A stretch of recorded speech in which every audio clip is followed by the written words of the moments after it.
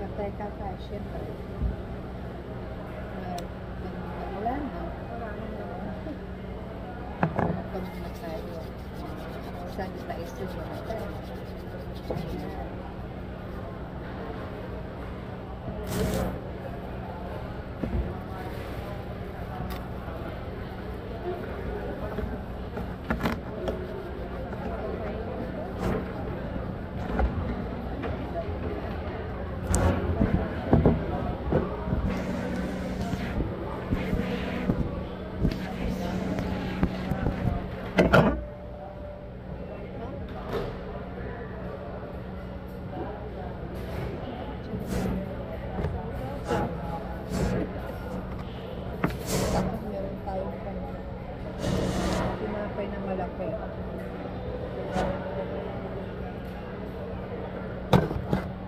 Sausaw natin ang chicken curry o chicken curry.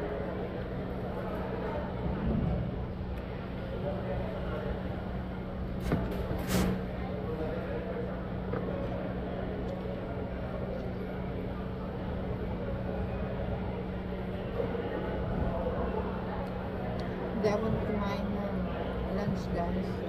Ito na yung lunch ko.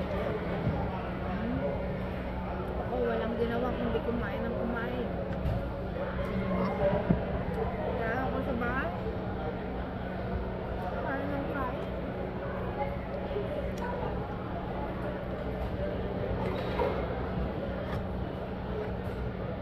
Ay, puputulin mo lang.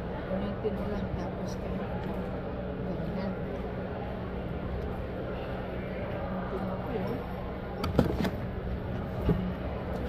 Indian food dito guys. Indian food. Chicken tandoori sa amin. Sa shrimp.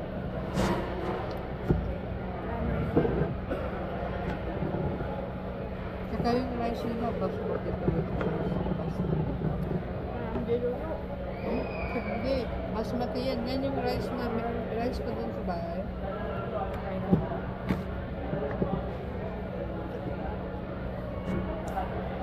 Buo-buo mo.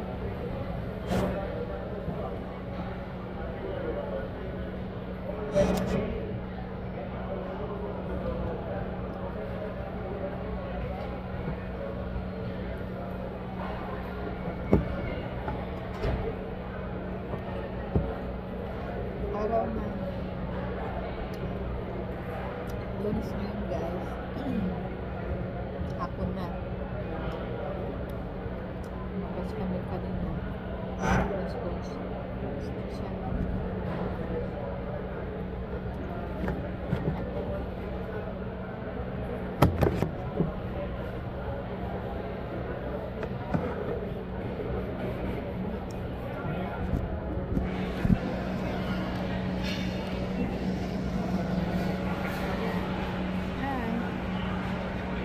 Hi. Kanina sana Makikita ka sa around the world. fresh pa yung pagkain. Fresh nga yan. Paumis na. Ay, kanina pa ba nagbablog?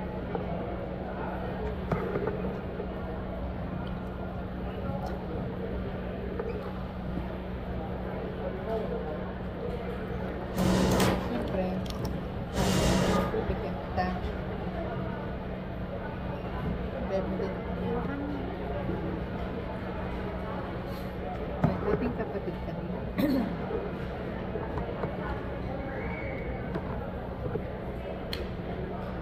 Shrimp naman ito. Ilang buwan lang, tabatsyo na tayo. Maba na nga ang mobile. Baka na, rest tayo. Yung 120 naging 138. Kita ko na yung mukha ko, malapad na. Mataba.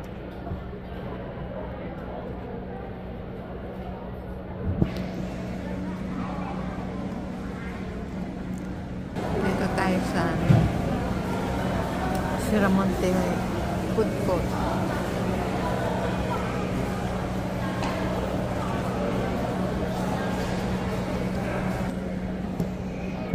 Sarap yung pagkain.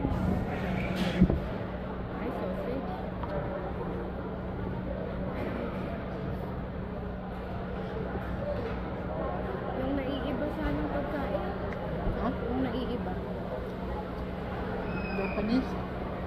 Ganito sana. Next time, doon sa Japan tayo. Ganito, makapasama. Yan lang tayo nagganito. Ano ka ba? Ay, Kiki. Iba naman yung pad, yung luto. Chicken curry. Ay, kailan nagluto si Marlon chicken curry? Bagay, walang ganito. Ay, ba? Guys, di ako ngayon kaya wala sa akin. May pinuntahan kami ng kaibigan ko. Ulit na rin kami doon. Magutong sinday.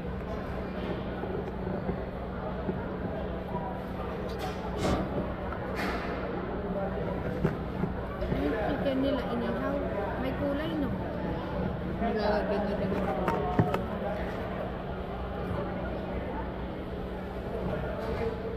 meron ding gas.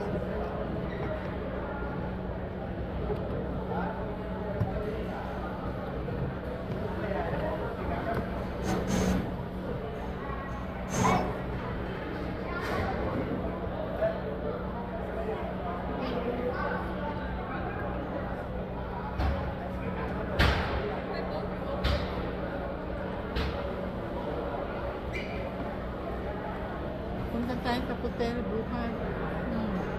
Anong oras? Ganito oras, las 2.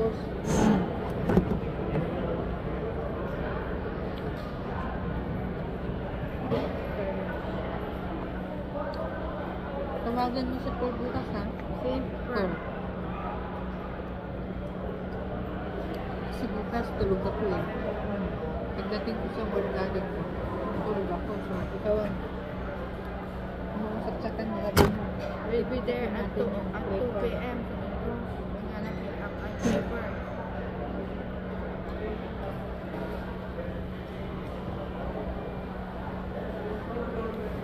Punta ako kay Nicole. There's no way that they can change my status. I didn't sign anything sa punta. She told me to patiently wait for another schedule and then she changed my status. Sino kayo nag-change? Oo nga. Ha? Wala namang ibang mag-change.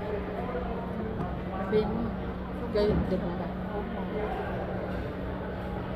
I always telling her when I see her na add me 2 more schedule to be full. Just wait, sabi niya. You can put me to knock shift now because knock shift there is already a lot of people there.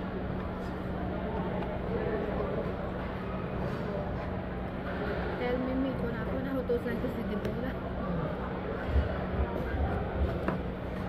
I don't want to lose my benefit. Maalis yung ano ko. Wala na, tinanggal na nila. Saan mo yun talaga every year? Di ba tinanggal? Di ba tinanggal? I-renew yun. Oo. Hindi pwede hindi magawin. Nag-ano ako, sign in ako nung last week. Bago February. May nag-sign in ka? Oo. Bigla-bigla niyang tinanggal.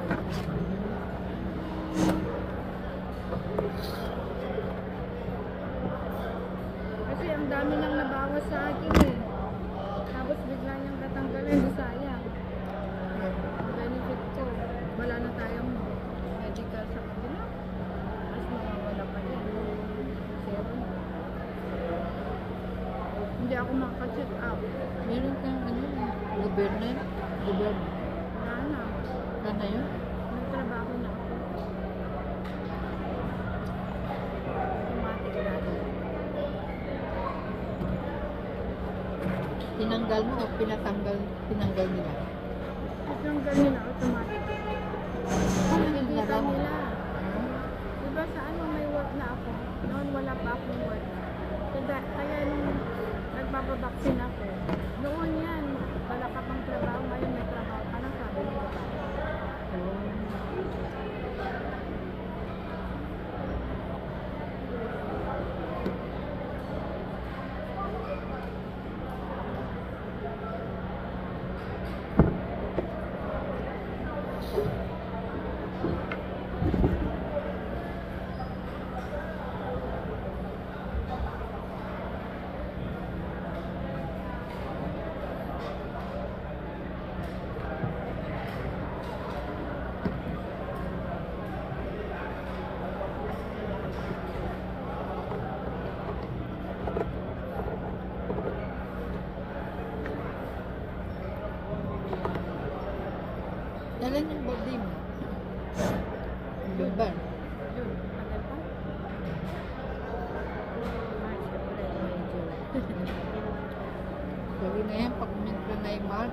Malapit na. 50 na.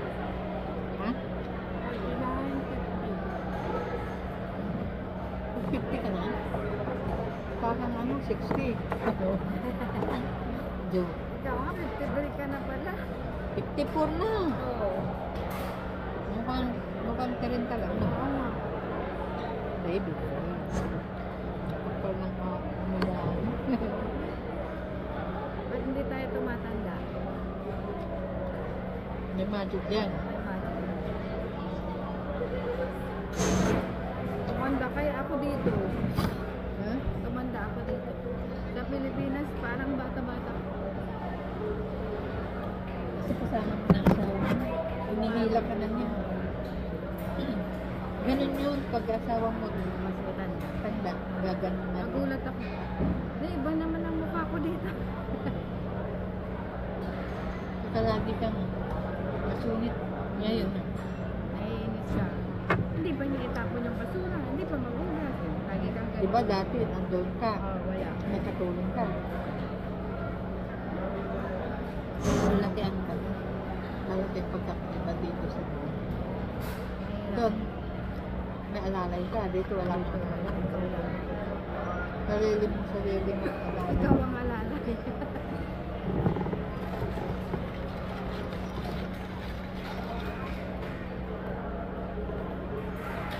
kang nagagalit. Doon, hindi. Paala kayo dyan. Tulog na ako. Tawag ka ng TV. Tambay ka sa store. Bisa, doon kasi, malapit kami sa school. School. Nasa corner. Sa kalsada. Labas ka lang. Ang dami.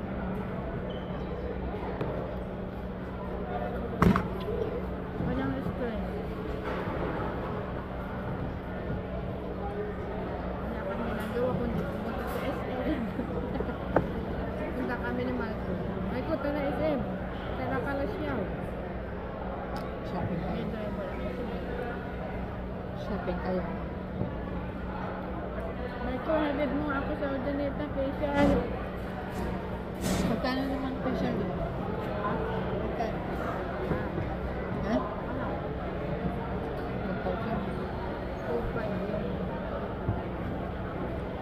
Isang session lang yan. Kung naranasan yan. Nung umuwi ako, nagpatanggal ko ng yun yun. Let's face it, mura. 30 pesos isang sampu. Kamay mo. Pag sa private.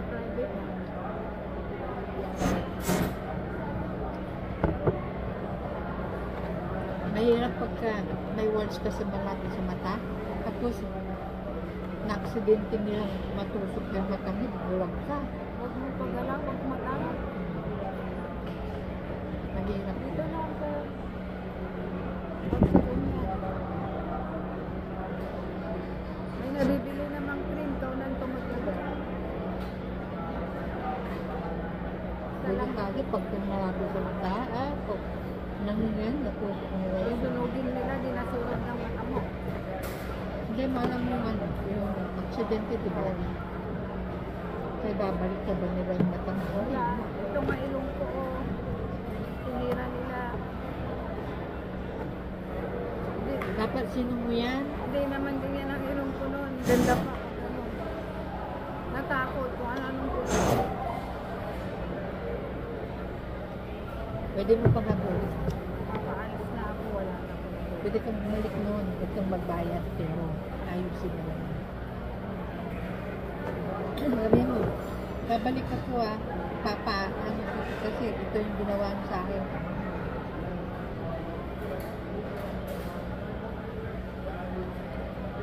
Ano nangyari ba dyan? Hi guys. Basta po kami kumain. Ayan, naubos na yung ano ko, chicken ko. So,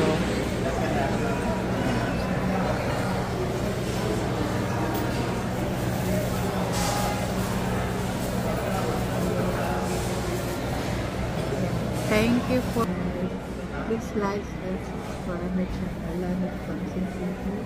And shout out sa lahat ng mga people.